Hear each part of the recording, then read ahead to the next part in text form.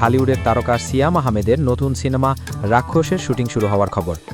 জানা গেছে এই সিনেমাটি পরিচালনা করবেন বরবাদ খ্যাত পরিচালক মেহেদী হাসান। সিনেমাটিতে সিয়ামের সহশিল্পী হিসাবে প্রথমে শাবন্না নূরকে নেওয়ার কথা ছিল, তবে শিডিউল জটিলতার কারণে তিনি সিনেমাটি থেকে সরে দাঁড়ান। এরপর ইধিকা পালকে চূড়ান্ত করার সম্ভাবনা তৈরি হয়, তবে এখনও নায়িকা চূড়ান্ত করা হয়নি।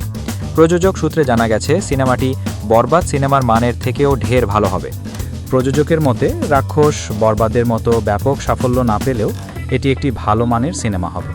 বরবাদে শাকিব খান থাকায় সিনেমাটি সুপারহিট হয়েছিল, কারণ শাকিব খানের আলাদা একটি ফ্যানবেজ রয়েছে।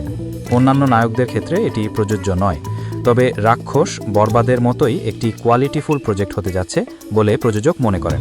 চলতি মাসেই ঢাকায় শুরু হবে সিনেমাটির শুটিং। এরপরে দৃশ্য ধারণ করা হবে শ্রীলঙ্কা ও মালয়েশিয়ার বিভিন্ন মনোরম স্থানে। আগামী ঈদ উল ফিতরে প্রেক্ষাগৃহে মুক্তি পাবে বলে জানা গেছে এই সিনেমাটি।